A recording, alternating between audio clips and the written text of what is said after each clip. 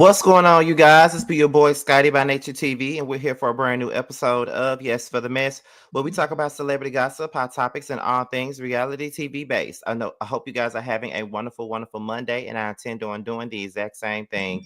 What is going on, you guys? I bet y'all thought I wasn't gonna do no video on this, did y'all?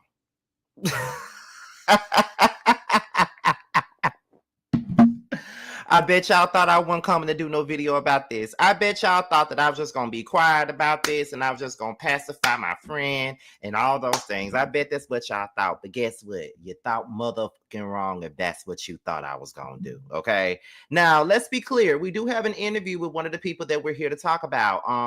On Wednesday, we have an interview with Latrice Rogers on the Roast and Review panel. Yes, we do. We are going to talk to her about her business. We're going to talk to her about the season. We're going to talk to her about her current relationship with Aikisha, her weird ass friendship with Letitia, and everything under the sun. We're going to talk about everything. All of the questions that y'all got for her, we're probably going to answer them. We have a whole lot of things that we feel that Latrice needs to answer to. And although over here on Roast and Review, we do love us some Latrice. We all love her over here. But you know, we all about being fair, and we already know what we got to do. So be sure to come in and tune in to our interview with her. She's gonna speak out about this situation, and there's some things that we might have to hold her to the cross for, and then there's some things that we may have to agree to disagree about. But that's what Roast Review is all about. So make sure you guys tune into that on Wednesday. The link is already available. It's gonna be Wednesday night at 8:30 p.m. Eastern time. Make sure you guys tune into that. And however the interview goes, it's based off of what Latrice wants to say and based off of what she wants to answer, and it's based off of her. The three of us are going to do our jobs regardless, but we already know how that goes. Y'all going to be in the comments somewhere. If y'all don't hear what y'all want to, y'all let her get away. We can't make nobody answer no question now. We're going to ask the questions that y'all want. So don't be worried about that. We got y'all. Tonight, rather, let's start with tonight. The Whether You Like It or Not panel will be tonight at 8:30 over on Really Bees platform. The link is already available. I just put it in the playlist, so make sure you guys tune in at 4:00 today. I'll be going live for Married to Medicine, so make sure you guys tune in for that. Tomorrow is Love and Hip Hop Day. We'll be going live on Love and Hip Hop Miami on tomorrow. I think I go live at 6:00 tomorrow for Love and Hip Hop Miami. And then later on that night, I go live for Love and Hip Hop Atlanta right after the show. Okay, so that's all going to happen on Tuesday night. So with that being said, that's pretty much all that you got for the church, and all that we got rather for the church announcement. So with that being said, we're going to go ahead and get into the mess. Now, Aikisha, Holly Cologne, and Willie Cologne have been the main topic of discussion. It's gonna be topic of discussion or whatever. So they have been a topic of discussion since the finale of Belle Collective, since they quit the show. They have been a topic of discussion. They've been talked about the most. This is the most they've been talked about since they've been on the show. We got to be honest. And now Willie has talked about his experience with JJ, and now Aikisha is here to talk about her own experience and why they chose to leave the show. So we're gonna get into all them things right now. I got her link. I'm gonna put this shit on the screen so y'all can listen to it, and we're about to go ahead and get this thing started. So this coming right off of Aikisha's channel. We're gonna watch along, listen to what she got to say, and then we're gonna move on. Okay, y'all know this is watch along commentary. Watch along commentary. And also, let me also make something clear before we get this thing started, y'all. If I raise my voice, it ain't because I'm mad. I'm passionate about everything that I feel and everything that I believe. Somebody earlier today under one of my lives came in and said, well, if this show makes you so passionate and it gets you so upset, then maybe you need to stop reviewing this show because we are sick of you screaming about it on every review. So I told her, well, take your own goddamn advice and stop watching me if you don't like my passion then. Don't tell me to stop reviewing something, then you sitting up here watching the damn review and you got a problem with the way I handle shit. Like, if you got a problem with it, just go. It's just that simple. leave.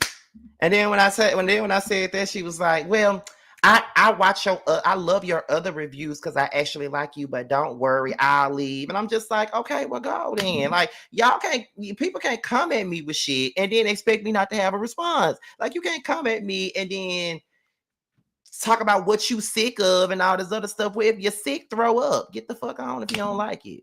I told y'all I don't give a fuck no more. It is what it is. I live. We gain and lose subscribers every day. Like I live, child. It is what it is. I no longer give a fuck. No one's gonna tell me how to run my platform. It's just that. But I just had to say that people be getting anger mixed up with passion a lot of the time. But anyways, we're about to go ahead and get into this thing right now. And let's get into it.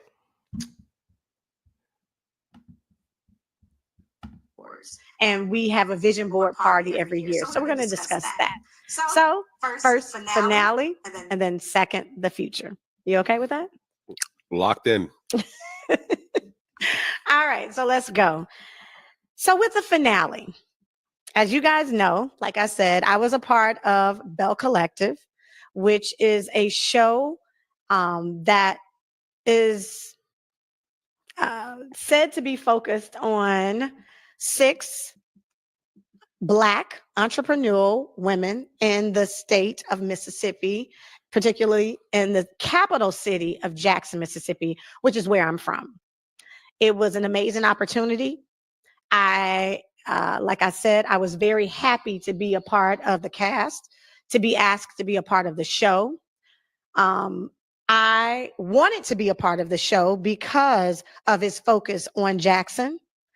The storyline, even the when you went on that first season of the show, it talks about women who were coming together to revitalize a historic area in Jackson, which was Ferry Street. So that was my first peak interest. That was the reason first of all, anything that's happening or coming out of Jackson, Mississippi, I am going to support. I'm going to applaud. I'm going to talk about it. And I wanted to just congratulate the women, I think, for bringing attention to the Fair Street Historic District, because like you've all heard me say over and over and over, my family has been on Fair Street since 1896.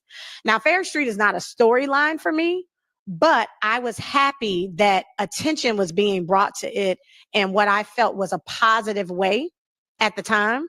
And on a network like the Oprah Winfrey Network, it doesn't get any better than that. I mean, Miss Oprah Winfrey herself is from Mississippi. So I thought that was absolutely amazing. Told my husband about it, told our friends about it, from Jersey to Mississippi. And actually, when the first season came out, we had a watch party for it. So when I was invited to be a part of the show, I welcomed it and I was excited to be a part of it. So you guys have watched me over seasons of Belle Collective. Well, we got to this final season for the Clones. I thought that this season was going, for me, I thought it was going well. You think when I first came on, I was sort of like a villain. They thought that, the word was, I thought I was better than everybody. I thought I was above the other ladies in the cast, which was not true. But I played my part. And I think what people fail to realize, because we say it's reality TV, it still is a job. And you are put in situations and it becomes a part of your real life. Let's put it that way. So let's get to this finale. We get through the season, like I said, which I thought went really well. You had a lot of focus on Sophia and JJ's relationship and their family. You had focus on just other things that were going on in the girls' lives. But for us, I don't really think, I mean, we were talking about what was happening with me at the time, and I still am on this menopause journey. And that was real life for us. I was dealing with things happening to my body that had never happened before. I didn't know what was going on with me. I was going in and out of doctor's appointments. They showed some of them, and then some of them they didn't see. I'm dealing with, being a mom, an older mom, as they like to call me, of toddlers, and you coming back and forth. And another thing I want to do while we talk about this finale story, I want to get rid of a lot of the myths or a lot of the rumors that were put out there. Well, go ahead. Yeah. Take off then. I think one is that you do. Okay, so I'm gonna start it off. I'm stopping it here for just a second. Now, I will say that her storyline this past season that was about her menopausal journey and things like that, I don't really think that and if I did, please correct me. But I don't recall ever saying anything bad about it or saying that that's not a storyline that don't need to, or saying that that's a story that don't really need to be told. I don't think I've ever said that. I thought that was like a real storyline because women deal with that all the time. Our mothers probably have dealt with it or is dealing with it. Grandparents have dealt with it. Women go through menopausal journeys all the time, and we never really see people talk about that on TV. And for her to bring it to TV and talk about the things that they have dealt with the menopausal journey, I thought it was something real, So I don't really recall saying anything dismissive or negative about that particular thing. I don't recall. But I do think that, it would have been nice to see us delve more into that, like see her doctor's appointments, see how she's dealing with it and going along with the shit. You feel what I'm saying? Like, that's what I feel we should have seen. But with these reality shows, we're gonna see a sprinkle of positivity, but everything else got to be you a bitch, your mama a bitch, your daddy a bitch, you a hoe, your mama a hoe, you fuck this person, I fuck that person, you fucking my husband, she slept with my husband, you trying to steal my money. Oh, I'm addicted to drugs. You done shot up my house. All the other stuff, like all the negative stuff, is more entertaining than a person dealing with something that is actually relatable. And I do think that when it comes down to reality TV, I always feel as though there needs to be a mixed bag. We know that the drama sells. We know that the argument sells. We know that if you put the arguments in the trailers, it's gonna make people want to watch, even if there's a physical altercation. Although a lot of the times we don't want people to fight, but if we see a fight in the trailer, yeah, we're gonna watch it. It's entertaining. But at the same time, let's also throw in the fact that, you know what I'm saying? We got businesses. I'm going through menopause. I'm dealing with a mental health journey. Let's put some of that stuff in there. Of course, the drama sells, but we also need to put in things that people can relate to. So I didn't necessarily see anything wrong with her talking about the menopausal journey. It's just that I'm not a woman and I never deal with menopause. So I think that the thing that I was saying was I didn't really want to discuss it too much because I don't know anything about it. So yeah.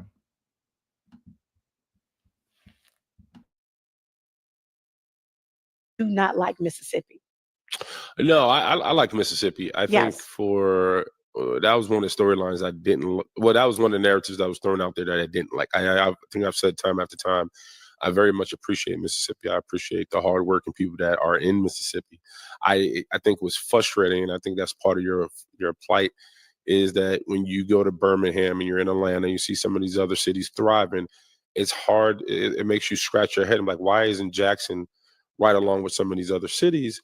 And when you kind of... And that was our reasoning for going down there. But sticking to what you said, it was a narrative that was given to you. It wasn't that you didn't like Mississippi. We just did. It was the differences between you and the other guys were highlighted. And we went with that narrative. Yeah. But it wasn't for you to go with the narrative to make you seem like you were better than them. It was, I mean, you were talking to guys that you were different. You were from different places. Mm-hmm. You did not understand. The crazy thing was he never understood anything that Cliff was saying. And I understood everything that Cliff was saying. Right. So we would joke about that. But because it was a part of the narrative and the storyline that was there, of course, we played it up, or Willie played it up. But I mean, I think honestly, a lot of times you didn't understand Cliff. No, I didn't. Yeah. But it wasn't in a way of like, I don't understand what the hell you saying. I think I'm better than you. It was more of, you know, he meets these guys. We're going to take it back because people say from... I mean, that's a good way of explaining it, but I still feel the way that I feel though. Like, that's just the way I feel. I still feel like what you got to understand, it's not really a narrative that was given to him. We can only go by or judge the actions. And the way that Willie presented himself, he didn't present himself in a negative way, but he did present himself as he had prejudice against Mississippi. That's just the way I feel. And I can only go by what I feel. And regardless of how they explaining it, it's a good explanation, but that doesn't change how I look at it though. You know what I mean? Let me see. You know what? I'm not even finna do this with you because I've seen you in my comments a couple of times, right? So I'm not even gonna cuss you out or do all that weird shit.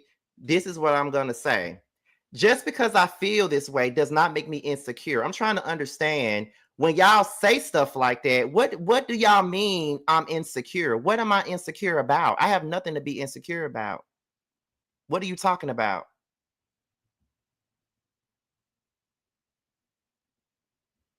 What are you talking about? What am I insecure about? Y'all love I don't understand people who throw in that word insecure because you feel like somebody is coming to where you're from and judging where you're from. I don't understand how that makes me insecure.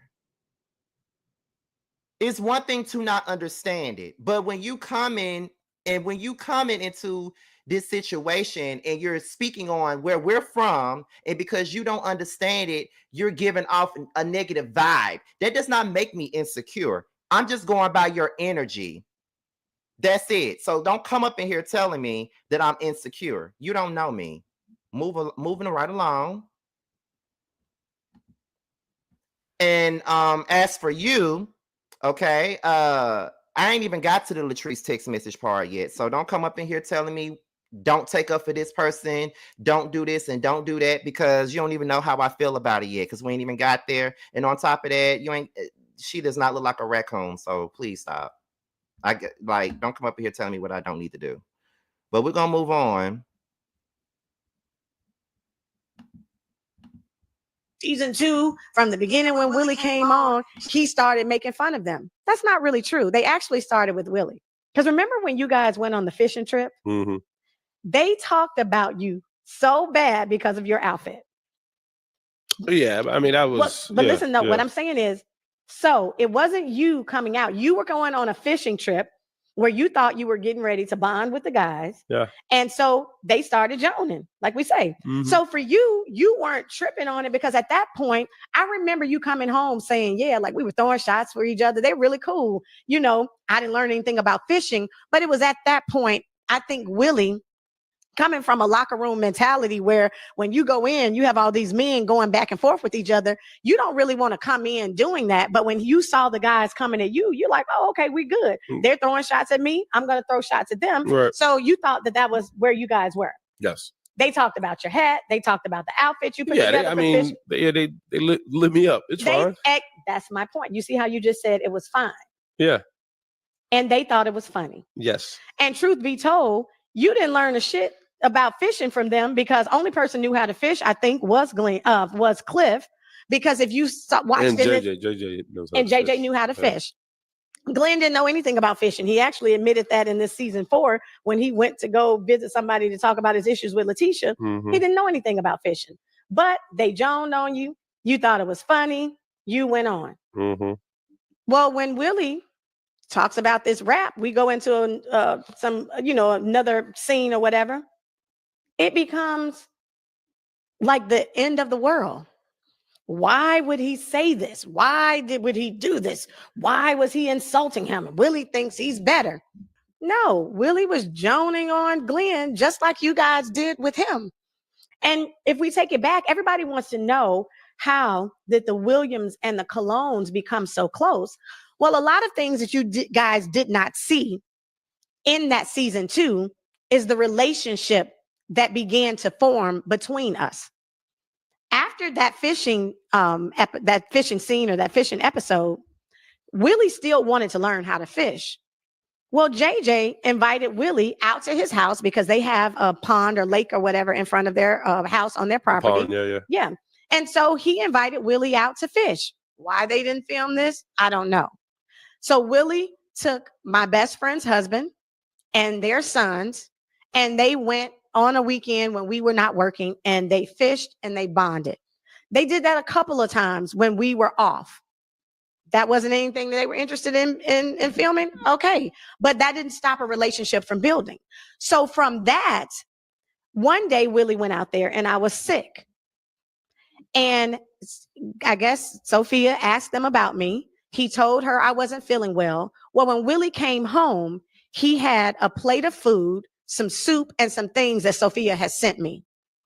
I called her to thank her for these things, and our relationship began to grow. We did film scenes with each other. There's several scenes that Sophia and I filmed together that were not aired. And a lot of the pictures that you see of Sophia and I together were from some of those scenes that we would take pictures together either before or after we filmed those scenes. I think they didn't even air. Did they air the bowling alley scene? Because that's when. Yeah. So anyway, that's how we formed this friendship. And later on in that year when we weren't working, they flew up to New Jersey. Mm-hmm. They came to our bar. We had some kind of a celebration of a year, 2 or 3 years, whatever year it was. They came to the baptism of my children. They were here for Holly's second birthday party. Yes. So we began to have this relationship. So to answer your question, how did we become so close? It's because we had on camera and off camera time. People have put out there, well, she's only in Jackson when we're filming, and we don't see her until we're filming. No, sweetheart, you don't see me until we're filming because we're not friends. I'm in Jackson all the time. Ask my friends. Ask Sophia. Actually, when they put that out there, I was in Jackson when I saw the video that they sent. So that's how we built a relationship with the Williams. Let's go back because I want to address when you saw on the show, we were coming to the. Okay, so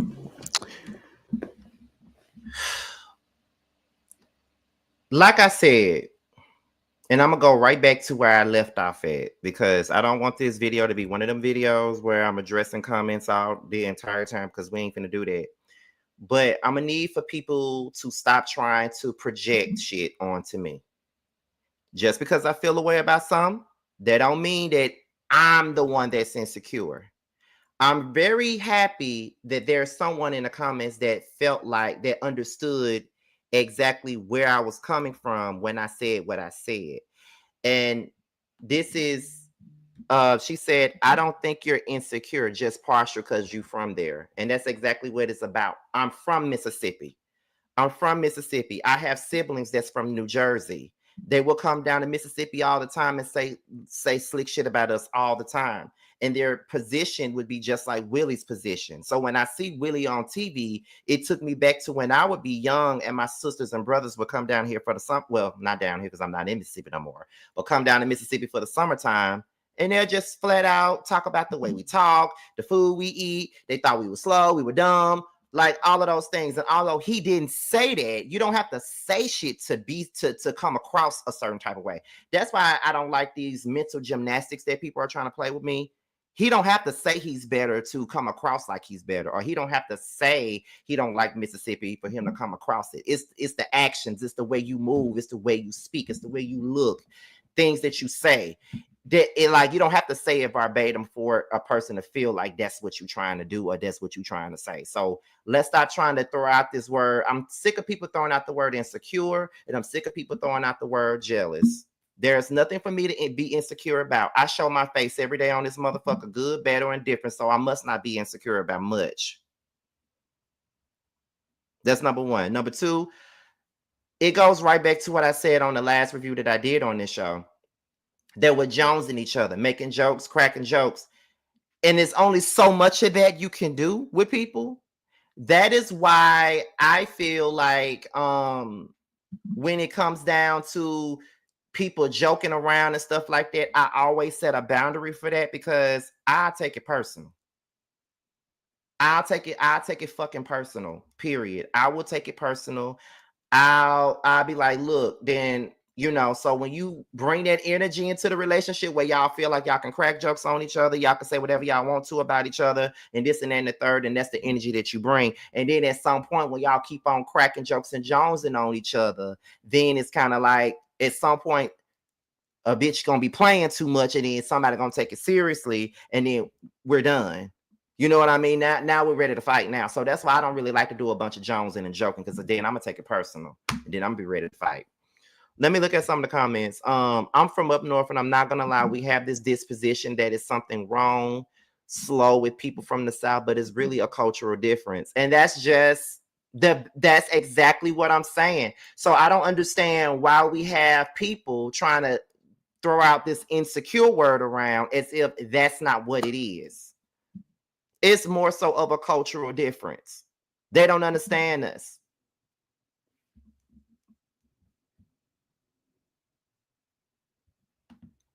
Scotty is speaking facts. I'm a northerner, and when we visit Mississippi, we would make statements not knowing that we were offending people. Thank you. So why is this insecure word being thrown around so much again? Make it make sense.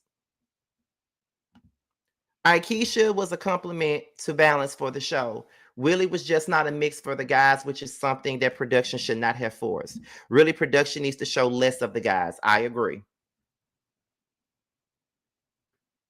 I agree. But you are assuming that, Scotty. I'm not assuming anything. What I said was that's how I felt. You can't take my feeling from me. That's how I felt. If that's how I felt, then that's how I felt. It's not about assumption. It's not me saying that that's what he's doing. That's how I felt. Sue me.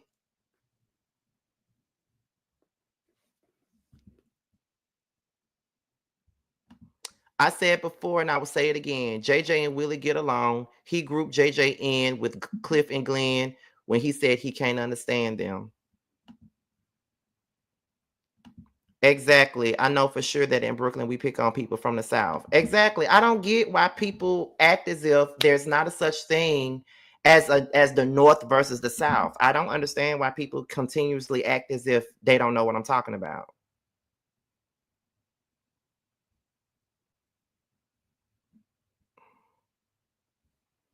But anyhow, let's continue.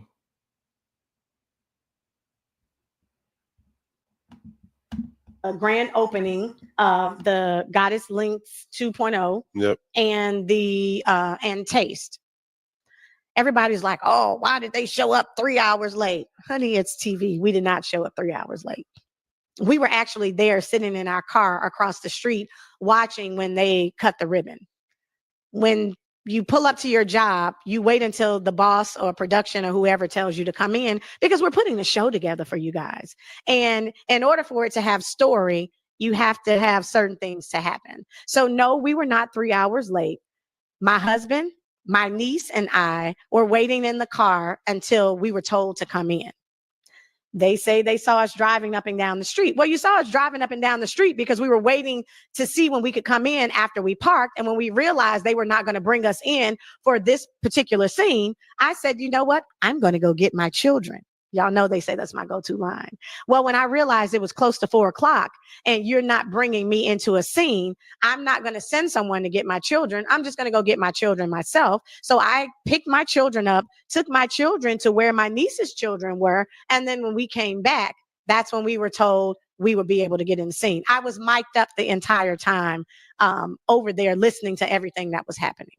So, since I'm no longer on the show, I don't really give a shit about breaking the fourth walls, because what I'm not going to do is continue to let a false narrative float around here and people play with our integrity and play with our character.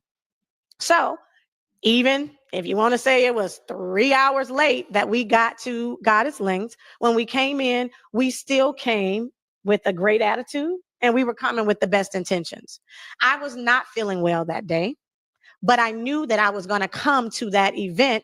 And well, I had to, one, because it's an all cast event. So when you see these things and you ask, well, why would somebody even show up to this? They weren't even invited. It doesn't matter if we were invited. We're putting on a show for you guys, and it's your entertainment. And with it being your entertainment, that's when it goes to this is our job. So when they say on a call sheet that it's an all cast event, it means that all cast has to show up. But we were going to show up anyway because we wanted to be there to support Latrice and Cliff. Am I right? Am I on the right track? You're moving. You're moving. Yes. Okay. So we come in. It was really hot in there. I do remember that we were going in and out. It was a hot day. Yeah, they had us. Yeah, it's May 22nd at this point. We go in, you have to go in and do little parts. They tell you to go talk to so-and-so, go do this, go do that. But overall, everything, it was amazing. I was very impressed with what she had done with both buildings. At this point, we're still in Goddess Lens. She has suites upstairs. We didn't get a chance to go upstairs to see them, but I had heard how nice everything was. So they are wrapping that up and we are getting ready to walk over to Taste. It is Willie that was in my car, Willie, Aikisha, and my niece. Where these other 14 or 15 people come from, I do not know. I had made a phone call letting them know that Latrice, who at the time I don't have an issue with, she is opening up a new venue, a restaurant in my family's community. If you leave out of Taste Bar and Grill and go one way to the right, you could walk to my sister's, my brother, and my cousin's house because they're right off of the State Street, if you're familiar with Jackson, Mississippi. If you leave out of Taste and you go to the left, you will be at my home that we own in Jackson, Mississippi. You literally could walk there. So, because we were supposed to do a scene with my family earlier talking about heart health, dealing with the health fair that Sophia and I did. That scene was not able to happen because of time. I said, hey, Latrice is having something. It's open. It was announced on the radio and it was also posted on her page. Guys, come through. I don't have an issue with Latrice, so I don't mind with my family coming because they're going to have a great time. Only people who came was my niece, who was with Willie and me, my 64-year-old sister, and a cousin who is, I think she's 50. She's 58 or 59. She's a little bit older than my sister, my other sister. So anyway, I don't know how two older ladies and my niece become 15, but that is who all was with me besides JJ and Gucci. I knew other people in there, but they did not come with me. So we're going to be very clear. Now, mind you, from Goddess Lens to Taste, Glenn's throwing little bitty shots. I actually remember when he and I were in Goddess Lens, he was telling me, I'm cool with you. You and I don't have an issue. It's your husband. And I said to him then, I said, now listen, Glenn, if you have an issue with my husband, you have an issue with me. But I'm thinking we're joking. I'm thinking we're playing. It's fine, whatever. We get over to Taste. It was absolutely beautiful. You and I both were talking about, I remember you coming up to me saying, babe, did you see the cigar lounge? Did you see the cigar bar? Mm-hmm. No issue whatsoever. Now I do see the Pearson and her little sidekick, the one who was at the first brunch back in season 2, who was talking all the noise on social media. But I'm not even thinking anything about them. But it was supposed to be a birthday party for him. Actually, the birthday party was supposed to start later that night because on the invitation we got, I thought we would be gone by the birthday party because the invitation said his party was starting at 7 p.m. Mind you, this is during the day. So we're at 4 or 5 p.m. She asked me, were we going to be there to do the birthday cake? And I said, yeah, we're going to be leaving. She said, well, we're going to be doing the cake. I said, well, after that, we're leaving. When we began to film our scenes, my family was outside. They were getting ready to leave because they had eaten, they had food, they had drinks. And so they're like, oh, well, if y'all about to start working, we're going to leave. So my sister, my cousin, and my niece had stepped out when you see us sitting, getting ready to do this scene.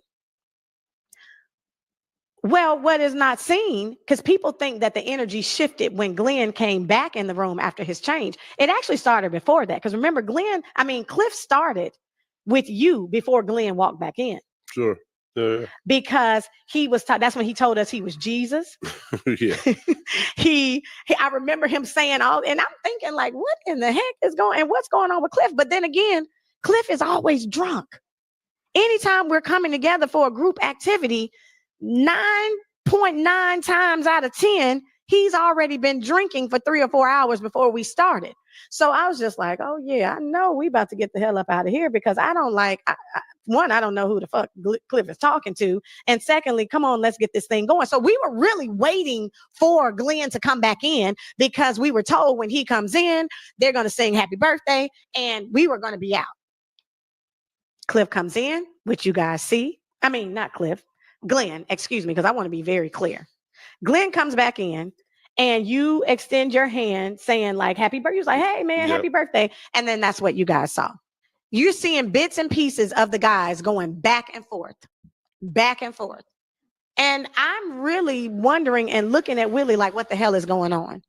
Someone says that I'm in Willie's ear like a chihuahua, hyping him up. I never went in your ear. The only thing I said to you one time was, I said, don't say anything else. Because in my mind, I am a producer. I know how production works. And I didn't know where this storyline was going. But what you were not going to say is that Willie kept egging them on.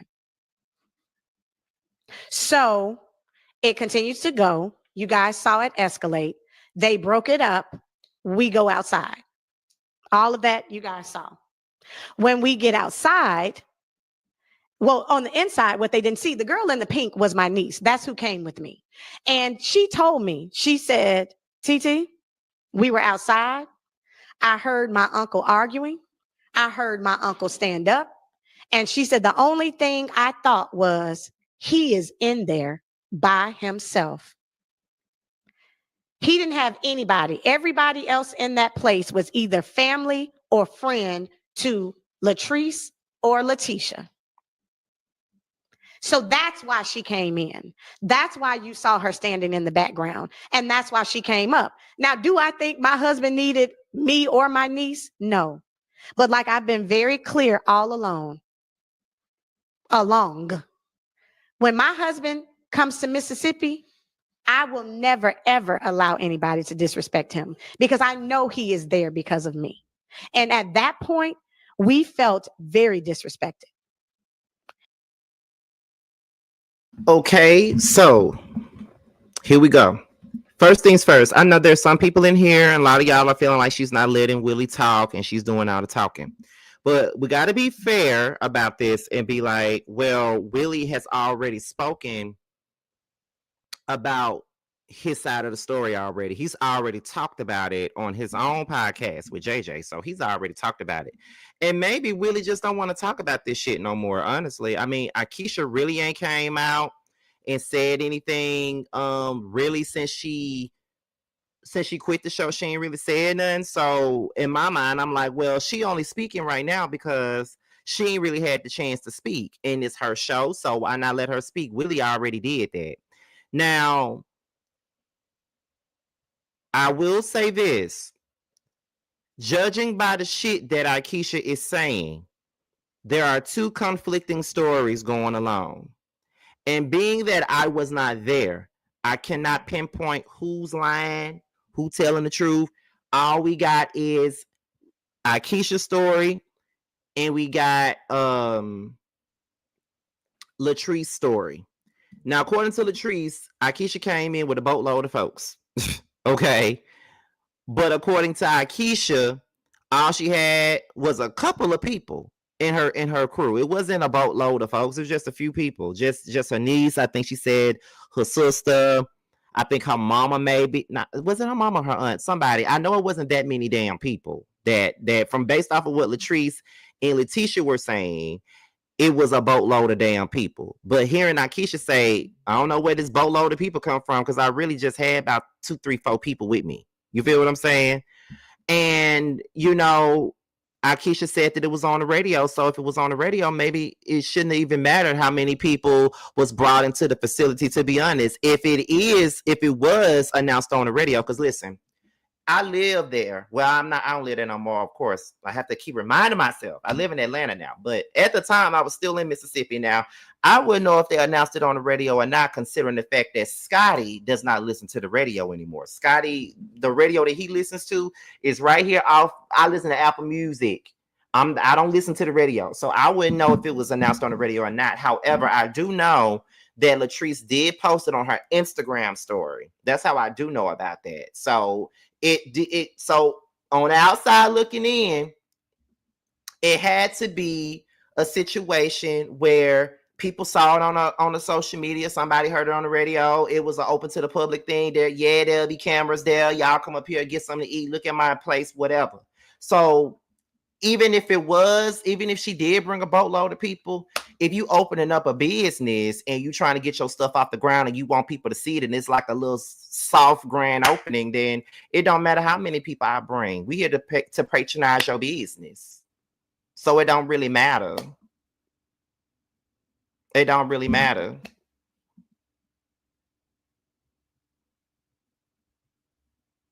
So again, I'm listening to everybody's story, and if you ever heard me talk about this, all I've ever done was speak on what was told to me and speak on whatever everybody said. When I put out the story earlier about the phone and stuff like that, before it even became what it was and all this other shit, I said, I don't know if it's true. I don't know. I'm just telling y'all what I was told and what I heard with my own two ears. So I don't know what's true and what ain't. I'm just here to give you guys the tea. That's my job. I'm not here to pinpoint who lying, because if I wasn't there, I don't know who the fuck lying. That's what I've been saying from the very beginning. Then when I heard about what Latrice and Letitia said, then I said, okay, that's one side of the story. So we got to hear Willie and Aikisha's side of the story. And now we're hearing it. And there's two different sides of the story, so Aikisha sounds a little bit more convincing, like she's not stumbling over her words. You know what I'm saying? She's not sounding like she's making up things as she goes. You feel what I'm saying? Like, it sounds like she's telling her truth. So as you can see, I'm not on here saying she lying. I know that's what some people expect me to say, but that's not what it is. So we're about to continue on with this. Let's go ahead. Shout out to the 400 people that's up in here. Please be sure to like, rate, and do whatever you need to with this video, okay? And I'm gonna say one more thing too. When y'all say that Latrice has been known to be a liar, what exactly has she lied about? Now, never mind this situation, but in the past, what has she lied about?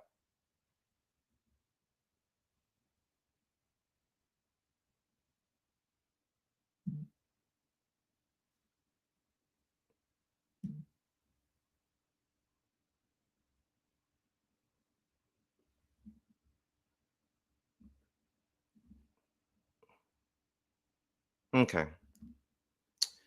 Let's continue. You're telling us you don't like him. You're saying we don't have anything. You're saying you're Jesus. You talking about he's a Belle, and Belle is another word for acting like a bitch. Let's just put it out there. You're saying all of these things, and did anybody expect for him not to say anything? I'm laughing because it's just crazy.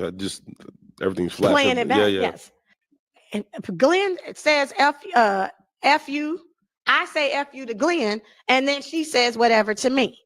And of course, I'm like, oh, well, okay. And it can go for you too. So.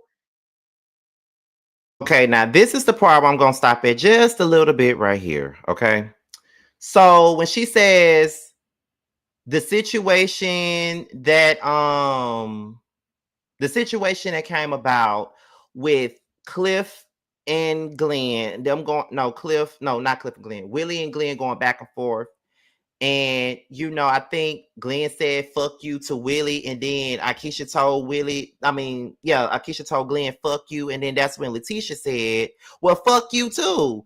And honestly, Aikisha, this is the part where I have to disagree with you on. I feel as though when it comes down to it, you can't necessarily be upset that Letitia said fuck you to you after you told her husband fuck you. Like, it's the same way. Like, if you're gonna defend your husband and all this other stuff, which you're supposed to, I ain't got no problem with you defending your husband, but you shouldn't have a problem with late Tisha defending her damn husband. You feel what I'm saying? She defended her husband just like you defended yours. So you can't expect her to just sit there and be meek and not say shit when you told her husband fuck you. You feel what I'm saying?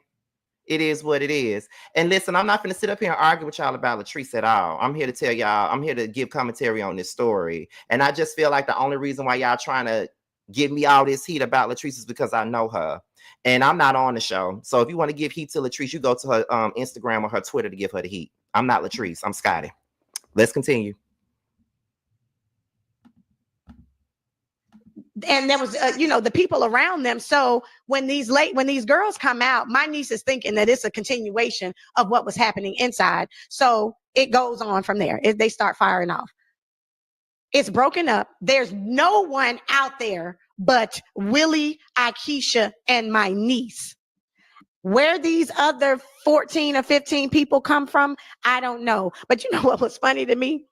They keep saying we had all these people, but then you say about 8 of your people beat my niece down. Right. So somebody wrote in one of the comments, okay.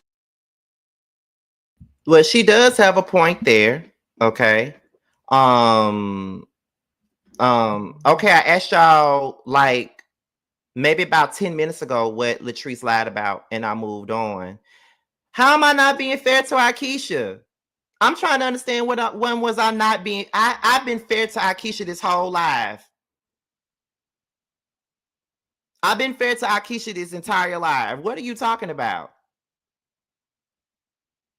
And Diamond Eyes 007, if you think I'm being biased when I literally ain't said nothing against Aikisha in this entire life, then you can go. Because I have not defended Latrice not one time in this situation. Not once. Not once. But anyway, moving on, because I don't give a fuck. Moving on. Now back to what Aikisha said. Aikisha does have a point when she says, if y'all gonna say that I have 1 million people with me, but you turn around and you say that all your people jumped on my niece or whatever, then how does that make sense? How does that make sense? You know what I mean? Like, how you gonna sit up here and tell the world that she came in with a whole bunch of people? She came in with a whole bunch of people, but then in the same breath you say, well, my cousins and them, they jumped on her, they beat her ass. Okay, so what was her people at then? So if all her people was there when your family members jumped on her, then what's the tea then? Why didn't her people jump in when all your people jumped in? That's what makes it kind of off. You feel what I'm saying? So it is what it is, you know. Let me see. Scotty, these people just want to argue and go for Aikisha. Like, that's all they want to do. That, like, I feel like some of these people just came to this live just to come up in here and argue with me. They already came in with their own preconceived notion, although I have not discredited anything that Aikisha ever said on this damn live. Not one thing. I have not done that. Not once. And one thing about it, and two things for certain. I've been knowing Latrice for so many years now, and everybody knows that whenever she did something wrong, I've drugged her on the show. I've drugged her in my recaps. I've asked her hard questions. I've done all of those things. So what's going on here? Y'all want to come up in here and tussle with me, and then when I give y'all that energy back, then I'm being disrespectful and I'm focusing too much on the comments. Not when everybody trying to eat me up when I ain't even doing nothing wrong. I'm literally agreeing. So whatever. Moving on. Okay, so if they were all these people with them, what were the other 14 people doing? Yeah, the math wasn't math. Yeah, while y'all were beating the niece down. Like it's not math. And so Anyway, that was broken up. That was the brawl. I'm going to address the phone situation. Apparently, after this fight, Latrice's family and my niece and us, we leave. We go around to my house. Like I said, it's right there. Everybody who was there, that I knew or heard about it, came around to my house. So JJ hands me my phone and my purse because I had lost my phone. I lost my purse. And that was... And your bracelet. Yes, and I lost my Cartier bracelet. So somebody's walking around Jackson with a very nice diamond Cartier bracelet. But I hope it brings you whatever you deserve, whoever has it. So anyway, I mean, maybe they could do it and pay their rent or something. I don't know, whatever. But it's fine. You said you were gonna buy me another one, so. Anyway, so that's, we talk about it and everybody goes home and that's it. Of course, production's reaching out to us and they were asking if I could do a scene with Latrice. I could do a scene with Letitia. And I said, absolutely not. I'm not doing a scene with Letitia, but I do want to talk to Latrice because at this point in my mind, I wanted to apologize to Latrice because like I told you, I said it to you. Mm-hmm. I hated that happened there. And it really had nothing to do with her. Her husband starts this entire thing, which I knew she wasn't going to address her husband. And that's a different issue. But I wanted to apologize that it happened at her grand opening. I didn't even know she had reservations about that, having his event during the same time until I watched the show.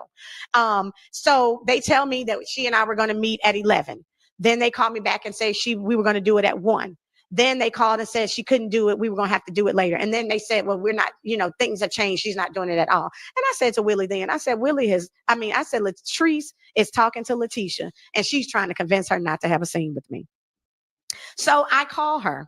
She said that I never reached out to her. I called her twice because I wanted to talk to her and apologize because at this point, I know that was her family that my niece was fighting with.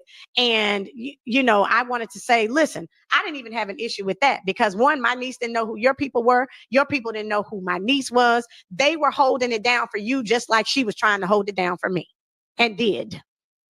Now, we're going to put the facts out there. You talking about she got beat down. I didn't see one scratch on this girl. Mm-mm. I didn't see a thread or anything out of place. But I'm nonsense. Oh, yeah, we're not going to even address that. But anyway, I still wanted to apologize to her because I hated that. I hated it happened at this place. So that's it. We don't speak anything else about it. Willie and I pack up our children. We get on the road. We heading back to New Jersey. We left to go to New Jersey on May 24th, 2024. Let's get to the phone. On June 10th, I receive a text message. Now, let's get into it.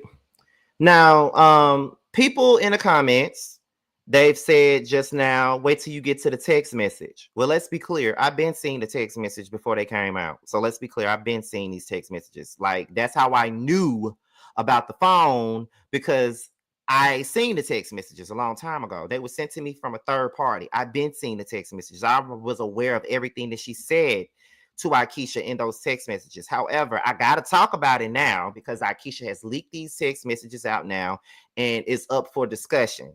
I wasn't going to talk about these text messages at all because once again, I didn't know where they was coming from. The episode had not aired yet.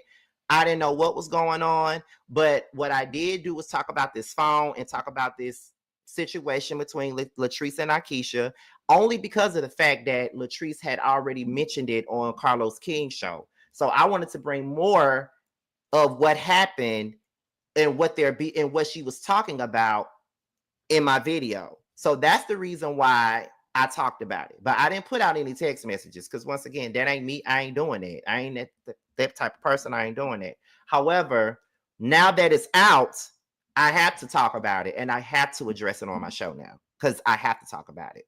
So, yeah, I've been seeing the text messages a long time ago. So, let's go ahead and get into the text message and the phone situation and all of those things.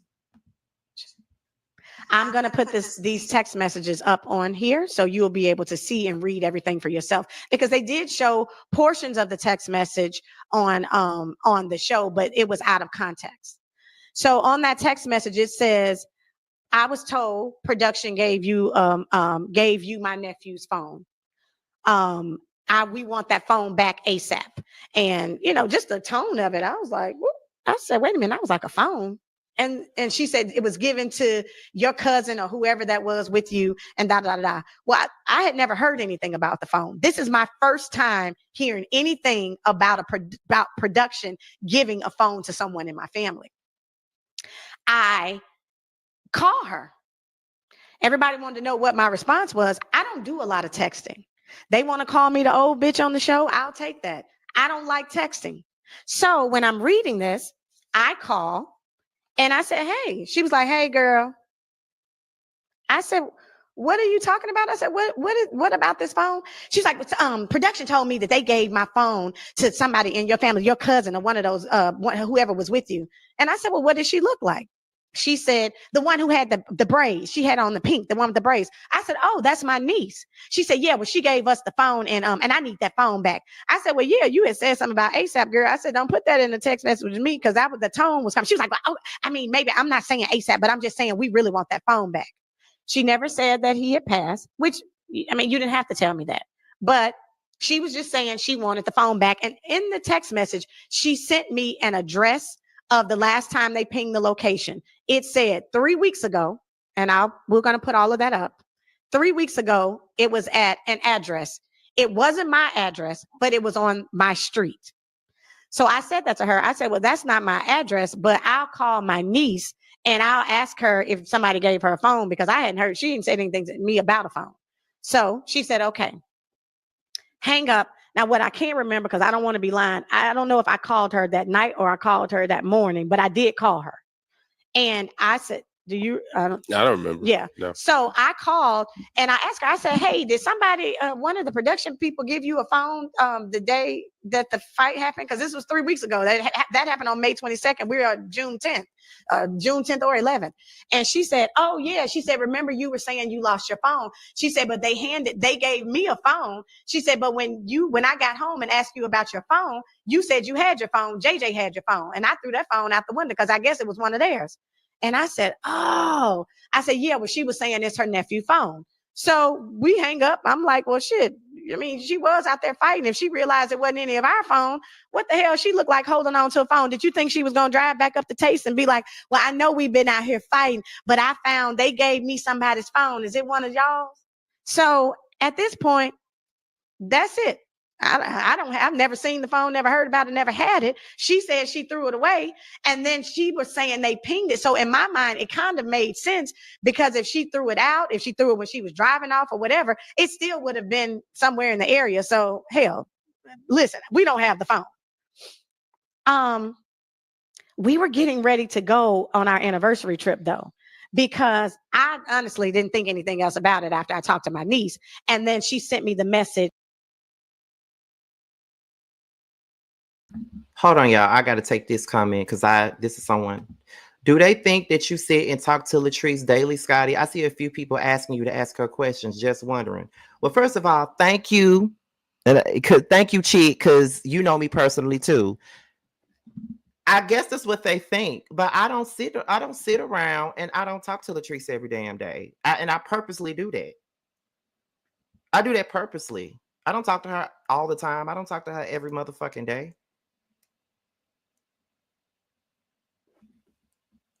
I don't. Very much so. So I guess that's what they're thinking. But there is an interview coming up. So that's probably why they're asking, are you going to ask this person this? Are you going to ask her that? Or whatever. You know, I think that's why the questions are coming up. I would prefer the questions come up the night of the interview, because I will be putting questions on the screen and stuff. But just to answer that question, I don't talk to her every day. So I wouldn't know, you know, what's going on.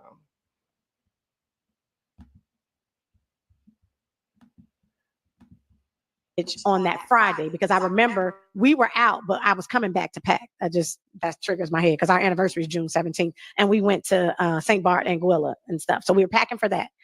I get this text message and it says, on Monday, June 10th, I asked you about my nephew's phone and da da da da. I'll put it up because I don't want to be lying what the text message says. She said, and I haven't heard back from you. So if before this escalates, I need to know what's up. So again, I pick up the phone and I call her. And I said, hey, sorry about that. I did forget to call you back. I reached out to my niece and she said that she threw the phone out. Yeah, bitch. And she's, I was like, whoa. I said, hold on, Latrice. So she's going in, click, hangs up the phone in my face. So, okay, it's immature. I'm grown as hell. So I call her back. I was like, why are you hanging up the phone? I'm telling you that I do not. That's broke, bitch shit. That's broke. And going, and I was like, so then I'm getting routed in because I'm at this point, I don't know who the fuck you talking to. And so we're kind of going back and forth. Click. She hangs up the phone again. So I thought about it. And I was mad. And I was thinking, when I see her, you know, all these thoughts came in my mind. So I said, well, let me send a message back just so I can have a paper trail, just in case I see her somewhere and it goes down. So I text her back. I said, basically what I was trying to tell her on the phone. I see that you're trying to make an issue with me over something that I really thought was between Letitia and me, because I didn't have an issue with you. You are asking me to produce a phone that I do not physically have, and talking about it's going to escalate. Basically, I'm taking this as a threat, and now I'm scared.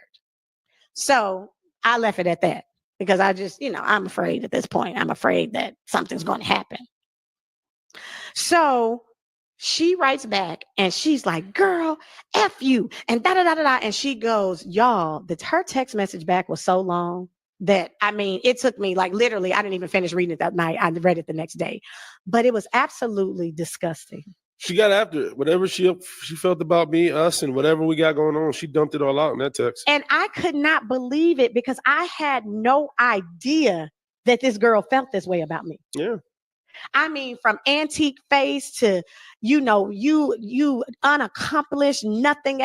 She went in. I will put this text message up. It's actually kind of been floating around out there if you guys have not already seen it, but it was long. It was disgusting. It was immature. And it really showed who she truly is. And so that was that. We get. Now, for one, I don't believe that Aikisha feels threatened by Latrice. I don't even think that she's scared of Latrice. I personally think that she said that as a whistle, just in case she decided to get the authorities involved in the situation. Like she could put in the text message or whatever. And I think that's not a bad thing. Just in case anything happens and the police got involved, she can show that text message and be like, well, I felt threatened by the situation. I actually said that I felt threatened for it or whatever. Like she knew what she was doing. So I don't think there was necessarily personally a situation where she was scared of her.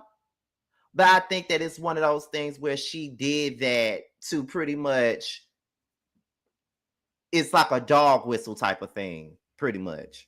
Let's continue. Get through that. And at that point, I didn't think anything else about the phone or her. And I knew because our decision had already been made. When we left that brawl, my husband said to me that we were done. But I knew that we had a contract to fulfill. We had not filmed the reunion at this point. Now we're on June 14th. And so we found out we were going to be filming the reunion in August. So here we go. I did not find out that her cousin died until the day before the reunion. They send us all of the episodes so we can view every episode before we film the reunion. And in one of the episodes, when she begins to talk about the phone, actually it's the last episode, she says her cousin died. And I was like, oh my God. Now, at this point, I did still feel sympathy and empathy for their family. I called Sophia. I said, oh my God. I said, girl, did you know that Latrice's nephew died? And she said, no. She said, I saw it in the episode and da-da-da and whatever. And so I mean, it still didn't change anything because I never had a phone, didn't know anything about the phone. And I told her what had happened. But in my mind, I was thinking, even if she would have said that when she called initially or text initially, and I talked to her on the phone, I could have gone to my neighbor's house. I could have tried to see exactly the address that she sent. Maybe the phone, it was 3 weeks later, but I don't know. Maybe the lady's yard person or somebody found. I don't know, but I would have definitely tried to figure out, like, hey, because she explains it as if, well, we were thinking about it later and we wanted to get those memories. Because in my mind, you say your nephew passed a week later from May 22nd. Were y'all not trying to get the phone before then? Because on the message she sent me, it said the last ping was 3 weeks before that. So still, the person I am, if she would have said that to me in June when we were talking about it, I still would have called my neighbors or had somebody to go past there to see if we could find something. So that's my take on the phone. I knew nothing about it. I never had it. And I mean, if you so about it, then, ride past there and try to look for it. So, and finally, us quitting the show. Stop it right there. Now, I said this on my last review of Belle Collective. I said this on Roasted Review last week, and I'm going to say it again. I really feel as though if Latrice approached Aikisha differently, this whole situation would have went in a different way. And we probably would have gotten somewhere and we wouldn't have been at this particular point. There's plenty of ways this could have happened. Now, one could say she's grieving, she's going through things, she's angry. That's why she lashed out like that. But at the same time, I just feel like this. Grief is not an excuse for anybody to come at somebody the way that Latrice came at Aikisha. Like, no matter what, it's just no way that is okay to come at somebody. Now, you grieving, you probably still mad about how everything happened or whatever. But if you want something back from me, the proper way to approach me about something that you want from me is that you come to me like you want the motherfucking phone back. You can't come at me like that and think that you're supposed to get what you want to get, or you can't come to me like that and get something that you feel that you need or something that you feel that I'm owed to give to you. That's not how you get it back. We already done got into it. Our family done already had a boxing match outside your establishment. It's all that already happened. So it's like, after all of that, you think that you're going to be able to come to me and talk to me greasy and think that you're supposed to get your fucking phone back. Absolutely not. You're not going to come at me like that. Now, if you would have prefaced that situation and said, okay, Aikisha, I know that it's been weeks now. This fight happened. Everything happened at Taste, whatever. My nephew passed away. We can't find his phone. We've been looking for his phone. And then the next thing you know, we pinged it and it pinged in your neighborhood. So is there any way that you would know where this phone is? It's in your neighborhood. It's on your street. I assume it's at your house. Do you know where the phone is? And that could have solved everything. Or better yet, you could have went to production. You could have went to whomever you needed to see who they gave the phone to. Or better yet, you could have went to the police department and told them the address, went to the exact address that the house that the phone was pinged to, asked them, do they have it? And that would have been the end of it. And if they didn't have it or if they couldn't find it, then the motherfucking phone gone. I'm just telling you, because at the end of the day, when I remember when two of my cousins had a dispute and they couldn't find their phone, they pinged the phone to the location, and the location was at my other cousin's house. So therefore, because it pinged to that location, my cousin called the police, went over to the house to get that phone. They claimed they ain't had a phone, but being that motherfucking cousin of mine was a thief and a liar and everything under the sun, I still believe that she had the phone, but that's another situation. But then ain't got nothing to do with me. But however, she brought the police with her. All they could say was, I ain't got the phone. And that was that. And she had to take that lick and kept it kicking. But I understand why you wanted the phone back because of the memories that it holds and things like that. I understand that. But it is what it is. It is what it is. And for those of you that's asking me why I didn't read the message, I'm not gonna be reading all that long ass dissertation. I'm not reading that shit. We already know that the message was disrespectful as fuck. It wasn't tasteful, but we already know that. And I'm not reading that shit. I'm not gonna read all that shit. We already over an hour anyway. I'm not gonna read that shit. We already know what it is. We already know how that text message came about. I'm not gonna read that whole damn brochure of text messages. It was messed up. She shouldn't have texted that lady that phone. Text that lady phone with all that shit, and that's just that. So it is what it is. But again, because it was 3 weeks later, there's a whole lot of questions to go with this situation. So that's more questions that me, T, and JoJo have to ask her when she comes to the show. Dimitri, I know what the text messages said. Once again, I'm not reading all that shit. Y'all can sit up there and read that encyclopedia messages all you want to, but I ain't reading all that shit. We know that all that shit was uncalled for and not right. That's just that. We already know.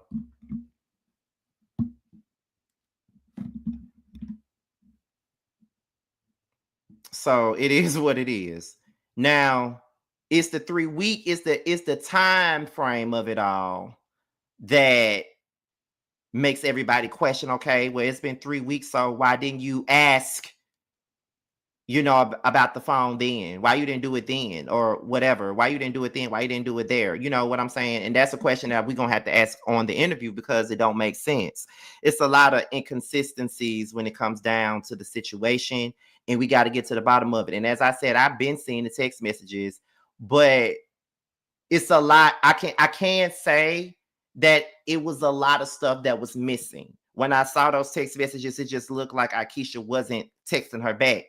With Aikisha doing this, she actually said, no, I'm not texting you back. I called your phone. You know what I mean? So it is what it is. You know what I mean? So there's a lot of missing pieces that Aikisha is kind of filling in the blanks in for me at this particular point. So, and there's going to be more than more stuff that we need to figure out once we get to this interview on Wednesday. But we're going to go ahead and continue on with the rest. We had already made up in our minds that we were not coming back. Like I said, after that situation, and then when we got to the reunion, when I watched my opening and I said something about it in August and the show did not come out until November, and what I discussed and said that I was unpleased with still was there. When I watched that final scene with these two girls coming together who just a few months before that were enemies. This girl stood over you and said, you are an insecure bitch. This is the same girl who told me you were insecure when we initially talked about each and every person on the show. I watched that scene and I just think about how our executive producer asked me if it hurt my feelings watching the two of them talk about me. I was like, no. No. These two people are the biggest liars I have ever met in my life. Yeah. And my reason for going on live and us quitting the show is because those two will never control my narrative. Because the way they lie, they would have had a story for y'all on how I had been fired or how they had kicked me off the show, even though we all know they don't have any power to have anybody kicked off of anything. Now, I do have to question this thing when she says that Latrice and Letitia are the biggest liars that she ever met. Now, Are they the biggest liars? Well, Letitia is a big ass liar. I will say that. But when it comes down to Latrice, you did say that Latrice was your favorite at one point in time. So was she always a big ass liar to you, or did it take this particular situation for you to question whether or not anything that she ever said was believable to you? This is a real question here. Because I'm just saying, I would not be sitting on nobody's couch saying that you are my favorite, and I think you're a big ass liar now. My favorite people are not big ass liars. So I'm never gonna sit up here and say, oh, you're my favorite, but you're a big ass liar. So that's why I'm asking, do you think that did you always think that she was a liar? Or do you think that you're just now seeing who she is in your situation? Like, you know,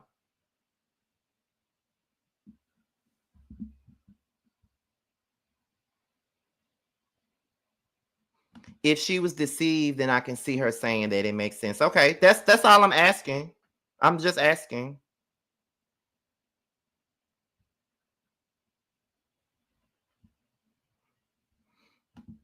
Opinions can change as you learn from people. Latrice was my favorite, but now I like Latrice until this season. She has a lot of questions for me. Okay, that's understandable.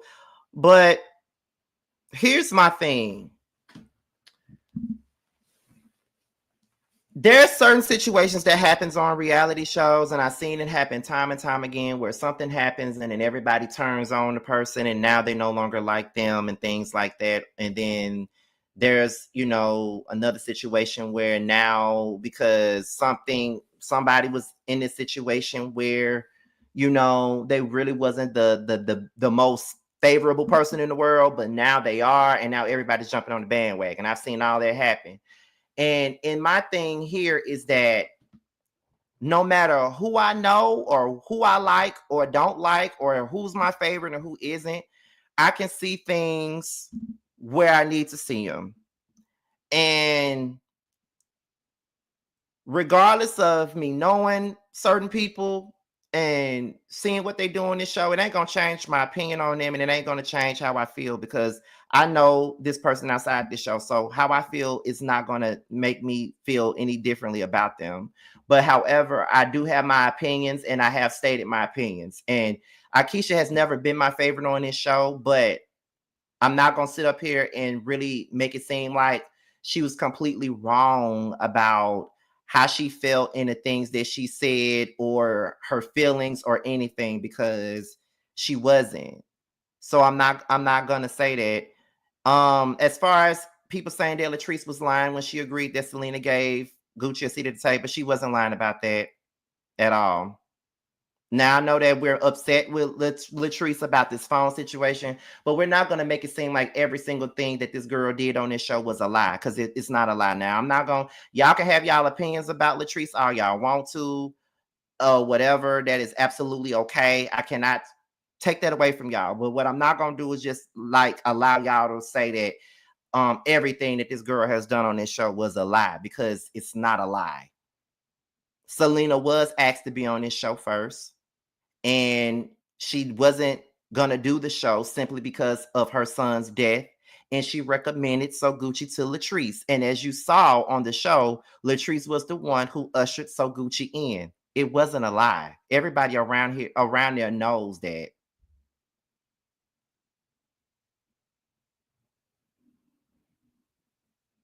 She was not lying about that. Now I ain't gonna let y'all do that. She wasn't lying.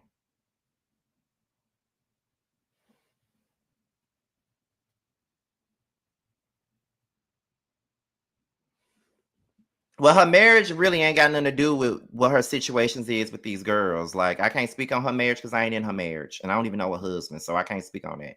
Which I have spoken on it based off of what I've seen. But however, yeah, she didn't lie about that. That's all I'm gonna say about it. But yeah, let me see.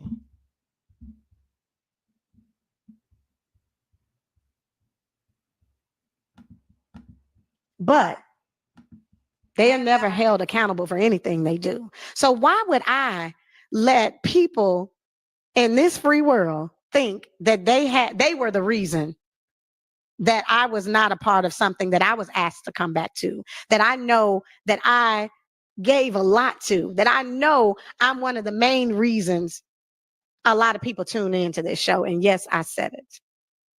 So that is why we wanted to make sure that it could not be manipulated, and it was said to who it needed to be said to, but it was also sent from our attorney, our attorney to their attorney as well before we made that announcement.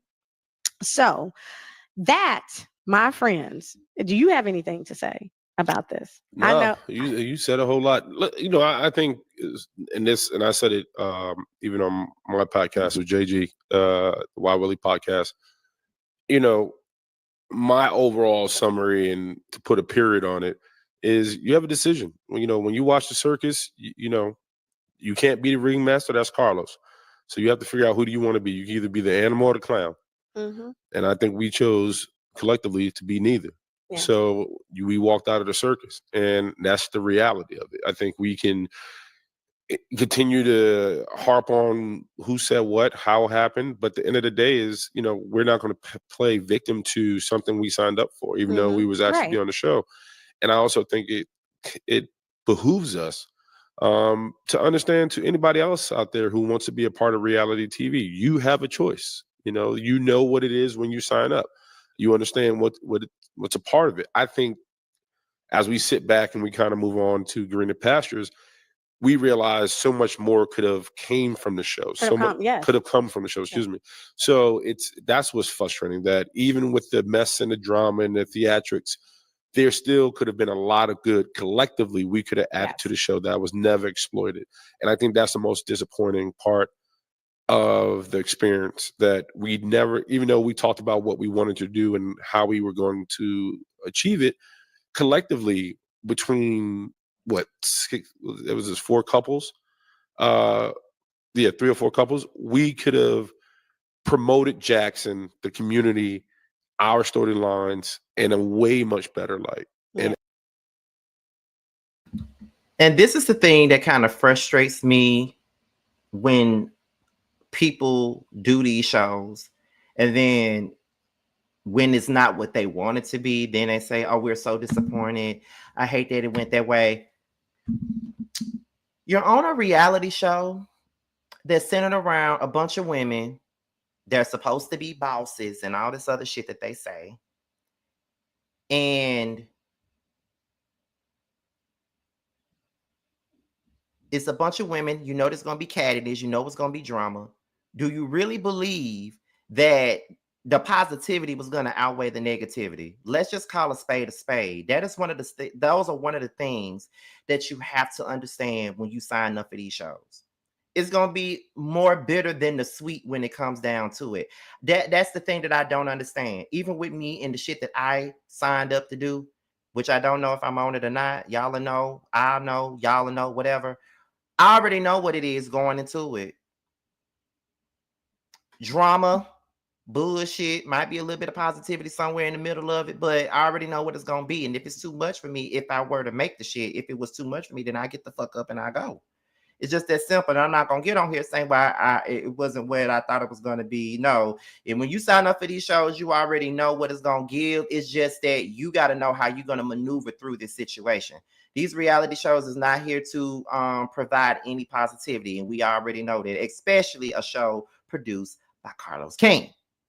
It's going to start off a certain type of way, but then it's not going to end that way that it's supposed to. Like, it was supposed to be a show about business women from Jackson, Mississippi, trying to revitalize Ferry Street and all of Jackson. That was the main basis of the situation. But of course, it didn't turn out to be that way. It winded up being more about something else.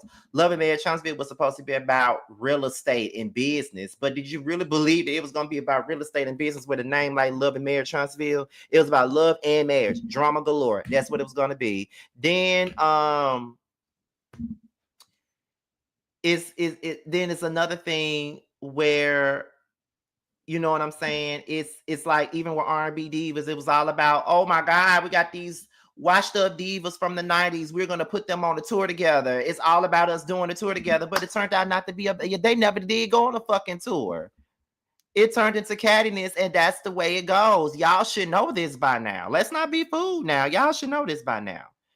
But I get it. You know, you wanted to show something more positive about the state of Mississippi and Jackson, Mississippi, because Jackson, Mississippi already got a bad rep anyway. So we want to show something else, and I get it. But when you're dealing with reality TV and when you're dealing with a production crew and you're dealing with people that want to see drama and mess, then you should know. That's all I'm saying. You should not. Well, I ain't gonna say you should know. You should not be surprised. You know, but continue.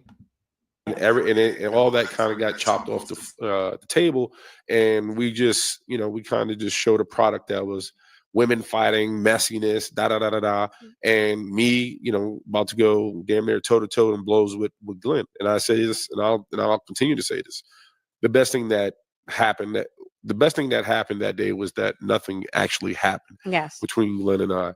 However, were there blows thrown? Sure. Were there other things that went on? Sure. However, it's not what I want to reflect of us and you and I individually. And so we made a decision, and it's a new year and it's new opportunities. But I want everybody out there who continues to support us and everything we got going on, just understand that we're not going to play the victim. And this is where we're at. Yeah. And I wanted to make sure that it was very clear, because not that I care what people say. Like he said, we knew what we were signing up for. I mean, when you're on a reality television show, some people like you, some people don't like you. And I mean, it is what it is. But when you are having people question my character, my integrity, who I am morally, that was an issue for me. And I know that I am leaving and we are walking away knowing we had the best intentions going into it. And we are leaving with all of that intact. I wish it nothing but the best. I loved my time there up until that last really episode. Because it was my intentions before that. It was my intentions to come back. I mean, people think, oh, well, he doesn't like it and he thinks he's better than that. No, my husband also played a role of whatever. He wanted to come back this season and give an olive branch to the guys. I don't know if maybe they were given the narrative like, well, whatever Willie says, shoot it down. I don't know. But we talked about it before we were going down there. You said, I really want to take time to get to know Glenn and Cliff outside of this little feuding we've been doing these last 2 seasons. Right. And, at that pool hall, when they were like, F y'all's podcast and this, I really thought that y'all were joking. After New Orleans, what really hurt my feelings, and I think I got more wrapped into it because I get more attached to stuff or involved in stuff than he does, is when we were on our way home from New Orleans, Willie was just like, no, I think we good now, He said, I know Cliff and I probably won't be whatever. He said, but Glenn and I had a conversation and we'll be able to move forward. So we were looking forward to coming back another season. And that final episode. So like I said, today's F was finale. And it was because of the finale. You want to take a break? Yep. So we're going to take a break and we will come right back talking about the future.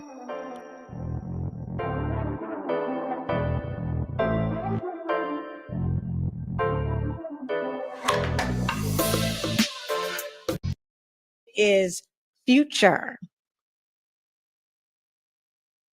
I think that's about it. I think that's all that we really care about when it comes down to this. So I'm gonna end this by saying this.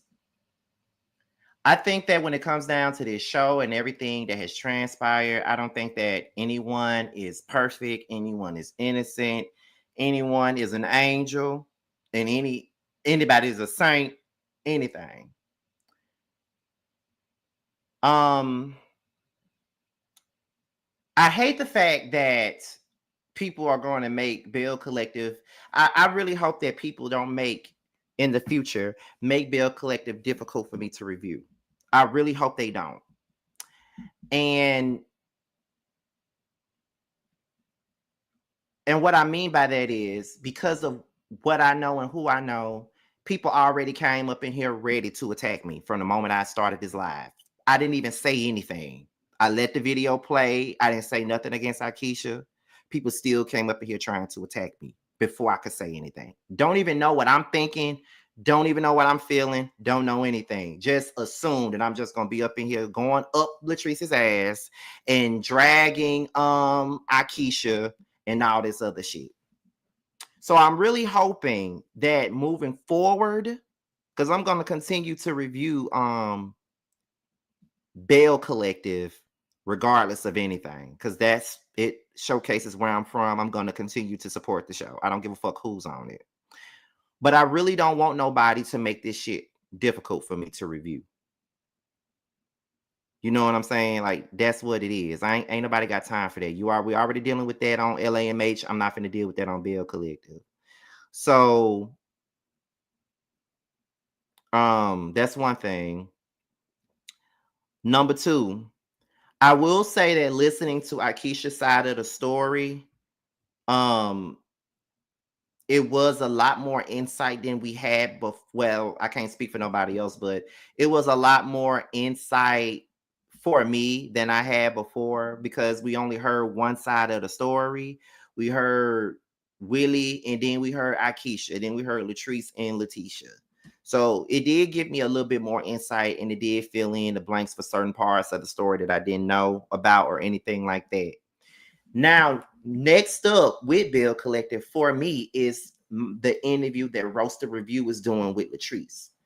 So we gonna get into some things with that. We're going to ask her the questions that need to be asked, and she already know that. Like, she already know it's not gonna be the three of us putting, eating 10 yards of shit out of her ass. That ain't never been that. So if that's what you're expecting to see, then you tuning into the wrong show. Another thing too, is one thing that someone said earlier today. They said my tone is different when I'm speaking about Latrice and Aikisha. Well, let me just tell y'all this. I know Latrice. I don't know Aikisha. So my tone is going to be different. I don't know Aikisha from Jack from Jingles. I don't know shit about her. Never met her, never seen her. Don't know her. So my tone is going to be different.